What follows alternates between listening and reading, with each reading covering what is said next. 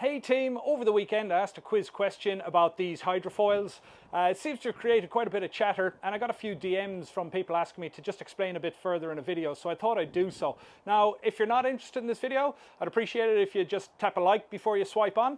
If you are, just got a few points here for you. I haven't really used hydrofoils myself a huge amount, but I've done a lot of research on them, and I've got a few points that I've gleaned from that research, so I've saved you a few hours worth of consulting Captain Google.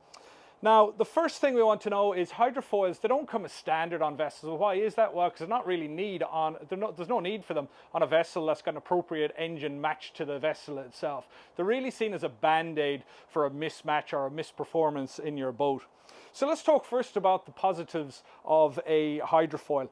The biggest and the most prominent benefit of a hydrofoil is in a vessel that's riding two bow high and is struggling to get up on the plane. Now, I don't know if you've ever been in a situation, but I have on an underpowered boat that we had to get people up to the bow of the boat to try and get the weight up there to bring it down so that the boat could overtake its own bow wave, and that's then got us up on the plane and away we go. Hydrofoils unequivocally do assist with that. In fact, they seem to, once you power up, bring the boat up in a horizontal fashion and get it up on the plane a lot easier. Now, also, it does marginally, and I say marginally, improves ventilation. Ventilation, for those of you who don't know what it is, it's simply the propeller snorting in air. That is usually because if your boat ventilates commonly, it'll always be on the turn generally when it ventilates because the propeller gets up closer to the surface of the water. It's normally because your engine leg is too short for that boat, so it needs to be lowered down. Somehow you got to get that propeller lower down the water. But it does seem that these hydrofoils do assist marginally with ventilation.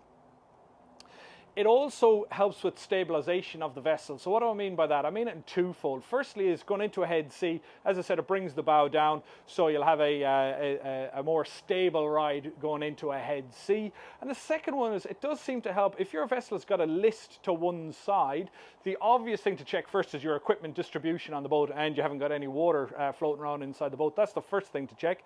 But other than that, if you've done all your checks and your vessel is still persistently listing to one side, it does seem that a hydrofoil might help you out ever so slightly.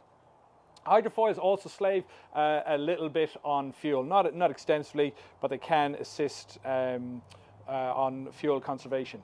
Now, the negatives with the hydrofoils, the biggest one is it slows the boat down. Hydrofoils do slow a boat down. They do create a little bit of extra drag, and also a lot of people don't like installing these things because you have to drill through your anti-aeration plate on the lower section of your engine and install this thing on top of it.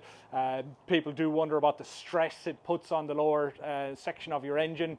I'll be very keen if any of you guys have got any experience with hydrofoils, please share it with the wider group, chuck them in the comments and let us know how it's worked out for you.